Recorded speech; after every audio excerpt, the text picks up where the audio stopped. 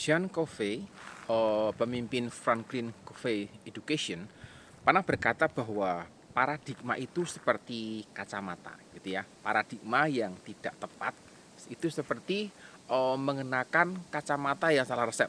Jadi dia mencoba untuk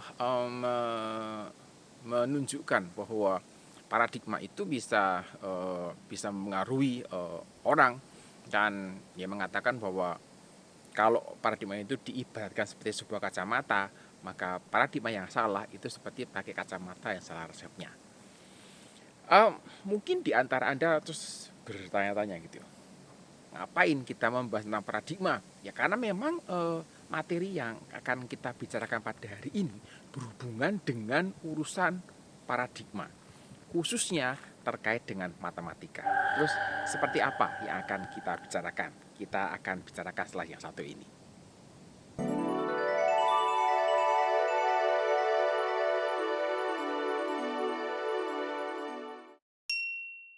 Sebuah pertanyaan masuk di Quora yang bertanya gitu ya, kira-kira begini. Bagaimana solusi mengubah cara pandang siswa tentang matematika? Dan mengapa matematika itu kok sepertinya didewakan begitu?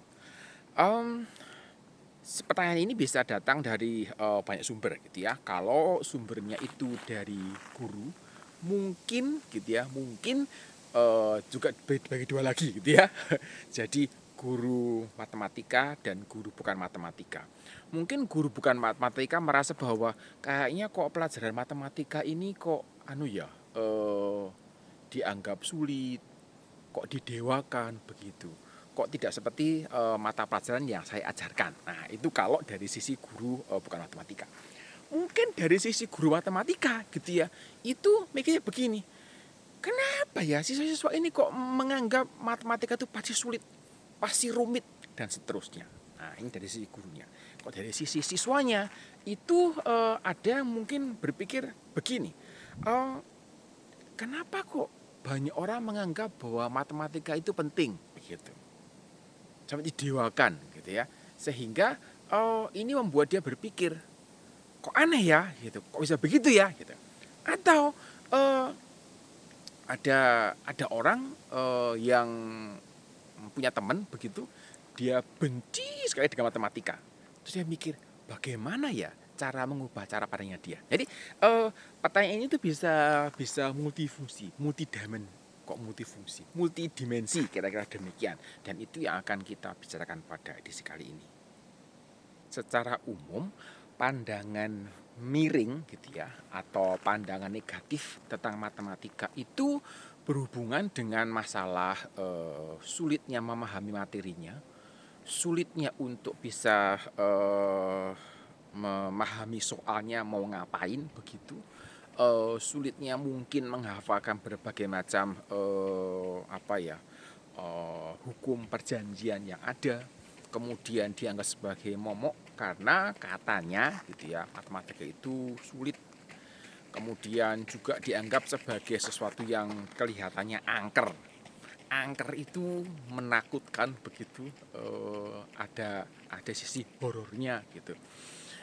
Karena banyak yang tidak jagoan matematika itu dianggap mohon maaf bodoh, mohon maaf tidak bisa sukses masa depan, terus ditakut-takuti ini itu dan sebagainya. Ada juga yang melihat bahwa matematika ini adalah sesuatu yang menjengkelkan karena dianggap mempelajari sesuatu yang tidak ada gunanya. Jadi saya kira banyak di antara kita sudah melihat satu meme gitu ya terkait dengan sindiran matematika, belajar dari SD sampai SMA,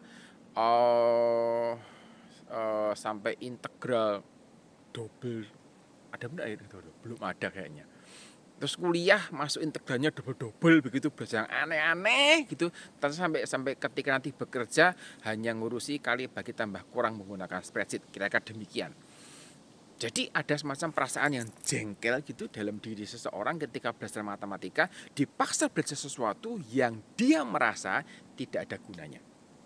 Mungkin ada tambahan dari Anda. Nah, ini menarik gitu, menambah bukan menambah daftar negatif matematika gitu, tapi menambah wawasan buat kita untuk mengerti apa sih pandangan miring orang tentang matematika yang kita masih pahami dan bagaimana kita bisa mengatasi hal itu. Secara umum, cara pandang ini berhubungan dengan paradigma atau cara pandang gitu ya. Kalau di dalam bahasa lebih mudah dimengerti, paradigma itu ada cara pandang. Cara pandang yang sudah tersebar turun-temurun. Jadi diturunkan itu, kalau turun-temurun berarti dari generasi ke generasi begitu ya. Dari misalnya orang tua ngomong sama anaknya, nanti anak ngomong sama anaknya lagi dan seterusnya. Atau diturunkan dari angkatan ke angkatan, biasanya per tahun gitu. Kakak kelasnya mengatakan bahwa wah, matematika itu sulit, wah, matematika itu rumit. Terus kalau misalnya kuliah begitu, terus muncul gitu ya, ih, dosen matematika itu killer gitu. Karena kata killer aja sudah langsung hati tuh rontok gitu kan, nggak punya motivasi apa-apa untuk belajar begitu. Dan ini menjadi satu bagian yang pernah saya bahas di dalam sebuah video terkait dengan sugesti gitu ya. Ada gitu ya, sugesti dalam pendidikan yang bisa mengganggu proses belajar. Dan menariknya adalah kisah horor yang diturunkan ini itu biasanya ada bumbu dramanya. Dan biasanya ya, tidak selalu. Biasanya ketika kisah ini diturunkan dengan ada bumbunya gitu ya, makin jauh dari sumber yang menceritakan pertama kali itu, biasanya juga tambahan bumbunya makin banyak. Dan seringkali orang yang menceritakan berikutnya ini itu memvalidasi berdasarkan apa yang dialaminya dari cara pandang yang dia terima. Oke? Jadi kalau orang mengatakan bahwa matematika itu sulit gitu. Nah, terus sudah mikir bahwa sulit gitu ya. Kemudian dia mengalami kesulitan. Oh, ternyata benar begitu. Pertanyaannya adalah apakah benar matematika itu sulit atau dia mengalami kesulitan karena dia itu jarang belajar. Nah, ini beberapa yang kita mesti deteksi dengan baik.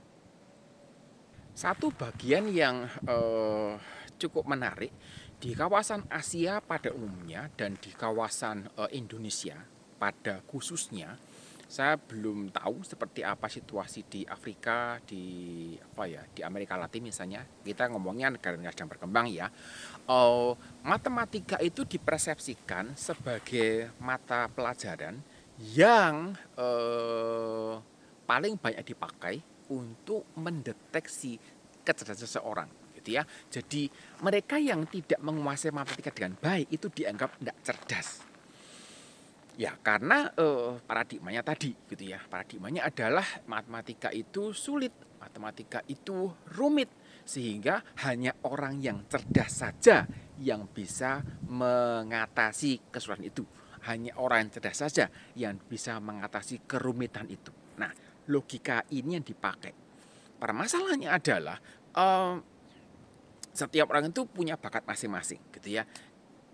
Kayaknya orang tahu deh gitu bahwa tiap orang itu punya bakat masing-masing.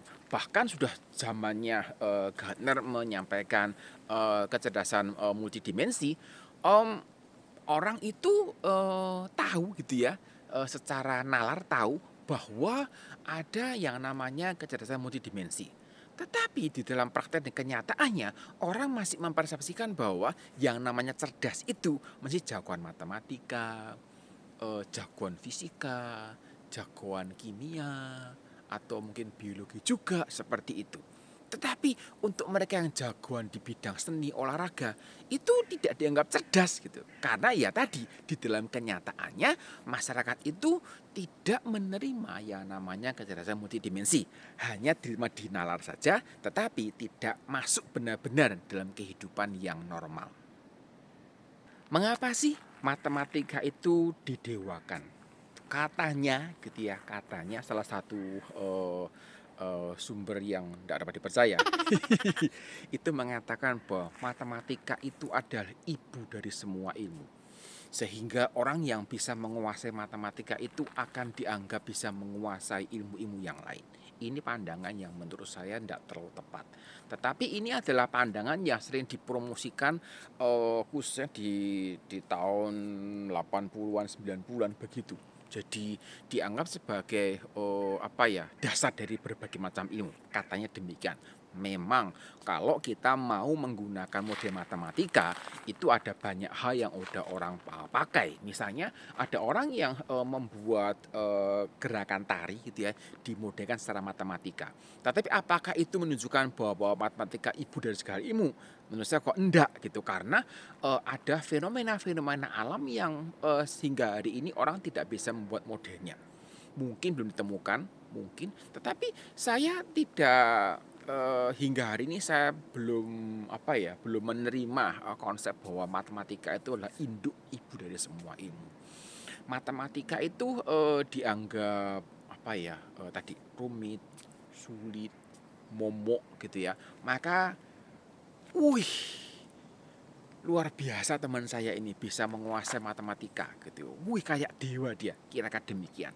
Kemudian matematika itu penuh dengan formulasi yang kompleks. Nah, tentu saja kalau kita bicara kompleksitas, maka kita ini bicara matematika tingkat tinggi gitu ya. Buat yang sudah belajar matriks, buat yang sudah belajar diferensial integral, pasti memahami bagaimana kompleksitas yang diterapkan di dalam matematika itu. Tetapi kalau kita bicara tentang aritmatika, kita tidak bicara kompleksitas gitu, karena aritmatika itu hanya kali bagi tambah kurang. Kemudian kalau bicara trigonometri itu ada berbagai macam rumus. Misalnya sin A tambah sin B itu berbeda dengan sin dari A plus B, kira-kira demikian. Terus bagaimana mengatasi hal ini? Wah, ada rumusnya, ada formulasinya yang katanya harus dihafalkan. Itu berbagian. Kemudian matematika ini juga diasosiasikan dengan teknologi yang canggih. Ya, kita tidak bisa menolak fakta bahwa berbagai macam kemudahan yang kita nikmati hari ini terkait dengan teknologi itu banyak ditelorkan dari berbagai macam informasi matematika. Contohnya paling gampang adalah dulu gitu ya, di zaman telepon jadul gitu, kita tidak punya secara umum tidak ada sesuatu yang kita bisa pakai untuk mengunci HP sehingga orang tidak bisa buka gitu. Terus mulai muncul pakai password. Terus naik lagi. Kalau pakai password kan gampang gitu ya, membandingkan antara kata dengan kata. Cocok enggak? Kalau cocok, go. Enggak cocok, ditolak. Kira-kira demikian. Tapi kemudian muncul gitu ya, orang membandingkan ini, membandingkan pola, menghubungkan berapa ya, ada yang 9 titik, ada yang 16 titik, seperti itu. Nah, menggunakan pola ini itu sudah masuk matematika tingkat tinggi karena perlu berbagai macam model matematika yang harus dipakai. Nah, seperti itu menggunakan sidik jari gitu ya, pakai jempol, pakai telunjuk, kelingking dan sebagainya. Kemudian pakai wajah juga bisa. Jadi kita waktu membuka kunci smartphone sekarang ini kita punya banyak pilihan dan itu memudahkan dibandingkan ngetik satu-satu hurufnya seperti itu. Dan itu pakai matematika dalamnya. Orang mengatakan itu loh buktinya. Memang, tetapi tidak semua orang kan mesti belajar itu seperti itu. Kemudian matematika juga dikaitkan dengan penelitian yang tingkat tinggi. Maksudnya ya tadi model pengenalan gambar, model pengenalan pola, pasti pakai matematika. Tapi kalau kita bicara tentang penelitian sosial, misalnya dampak COVID dan sebagainya, kita tidak menggunakan matematika tinggi, tetapi kita menggunakan alur berpikir yang logis atau tidak, seperti itu. Rata-rata guru matematika itu dipersepsikan sebagai guru yang killer, angker begitu. Dosen yang mengajar matematika juga diasosiasikan dengan dosen yang killer. Bahkan hal-hal yang nyerempet matematika gitu ya, yang banyak perhitungannya, yang menggunakan banyak matematika, itu juga ikut terseret dalam maksud ini. Jadi ikut diasosiasikan sebagai pengajar yang killer tadi. Dan kenyataan ini belum tentu benar. Karena secara umum seperti dalam video tentang sugesti yang pernah nanti ada linknya itu, em, kenyataannya adalah banyak gitu ya label, pemberian label guru killer, dosen killer ini itu berhubungan dengan situasi yang dihadapi oleh yang memberikan label. Dan ketika label itu diturunkan kepada adik kelasnya gitu ya, rata-rata tidak ada klarifikasi tentang si pembuat label. Jadi misalnya begini, kalau ada siswa yang memang dia malas belajar, kemudian dia mendapatkan nilai buruk, padahal dia ingin dapat nilai bagus, tapi dia malas begitu, dengan mudah dia akan mengatakan ya gurunya killer gitu. Itu paling paling gampang buat dia untuk menghindari tanggung jawab belajarnya. Ketika dia menyampaikan memberikan label guru killer ini atau dosen killer ini, kemudian diceritakan ke adik kelasnya, rata-rata tidak ada yang melakukan validasi. Kamu belajar enggak? Kamu baca materinya enggak tuh? Enggak pernah ada. Sehingga terus label itu akan jalan terus gitu. Ini menjadi bagian yang menurut saya kita masih koreksi siswa dan mahasiswa mesti waspada terhadap propaganda yang demikian. Dan itulah terjadi pada stereotip guru-guru eksak, mereka yang mengajar mapel eksak, matematika, fisika, kimia gitu, biasanya itu diberi label ada stereotipnya gitu, galak gitu, disiplin, selalu masuk, tidak pernah absen, PR-nya banyak, tugasnya banyak gitu ya, materinya sulit dan sebagainya. Itu yang terjadi. Apakah gitu ya, ketika kita ini mendengar cerita gitu ya dari orang lain, kita itu melakukan validasi terhadap apa yang mereka sampaikan tadi. Jika tidak, mungkin kita perlu berubah. Nah, sekarang terus bagaimana solusinya gitu? Dalam banyak hal ketika pertanyaan ini muncul dari sisi guru gitu ya, saya mau mengatakan bahwa kalau guru ini harus cuci piring gitu ya untuk mengatasi masalah ini, saya bilang mustahil gitu ya. Persepsi yang menyebar di masyarakat itu sudah mendarah daging, sudah berakar begitu sedemikian dalamnya, sehingga kalau mengharapkan guru untuk cuci piring, mengubah paradigma masyarakat, saya mengatakan itu mission impossible, mustahil. Dan guru itu tidak punya kuasa untuk mengubah persepsi masyarakat. Masyarakat itu membuat persepsi berdasarkan apa yang mereka terima. Dan rata-rata persepsi itu adalah sesuatu yang tidak diklarifikasi. Ketika orang tidak mengklarifikasi informasi yang diterimanya, maka dia membuat persepsi. Dan ketika tidak ada orang yang bertanya, bagaimana orang bisa menjelaskan? Ini menjadi hal yang kita masih sadari. Kemudian kalau kita bicara kalau gitu sekolah deh yang mengerjakan gitu. Saya mengatakan bahwa berbagai usaha sekolah itu tidak akan berdampak apapun gitu ya. Bikin seminar, bikin workshop, mengumpulkan orang tua, menjelaskan sebagainya, tidak akan berubah kalau masyarakat tidak mau berubah. Kalau saya mengatakan, ya kan itu kan kamu yang ngomong, ya itu kan dia yang bicara gitu. Dia tidak ngerti kenyataannya gitu. Artinya tidak dengan terbuka menerima sesuatu kemudian berpikir dengan baik, kemudian oh iya ya, kayaknya kita perlu berubah seperti itu. Jadi ketika guru dan sekolah ini stres gitu ya dengan situasi ini kan, kemudian mencoba untuk mengubah paradigma masyarakat ini, saya mau katakan itu usaha yang sia-sia dan ya buang energi, buang biaya, buang tenaga, tidak ada hasilnya. Jadi sebenarnya masyarakat ini perlu kacamata yang tepat, bukan kacamata yang salah resep seperti itu. Menurut saya sekolah bisa menolong, guru bisa memberikan pencerahan, guru bisa memberikan paradigma yang bisa menolong masyarakat gitu ya untuk bisa melihat dengan lebih baik. Tetapi semuanya tetap dikembalikan kepada masyarakat. Siswa pun boleh sih, siswa juga boleh memberikan paradigmanya gitu ya untuk bisa menolong orang melihat matematika ini dengan lebih baik lagi. Tapi sekali lagi proses perubahan itu masalah keputusan pribadi. Jadi masyarakat mau berubah atau enggak itu dikembalikan pada pribadi masing-masing dan tidak ada hal yang dapat dilakukan selain ya mendorong orang untuk berpikir dan mempelajari dengan lebih detail lagi. Saya kira itu dulu yang saya sampaikan pada hari ini.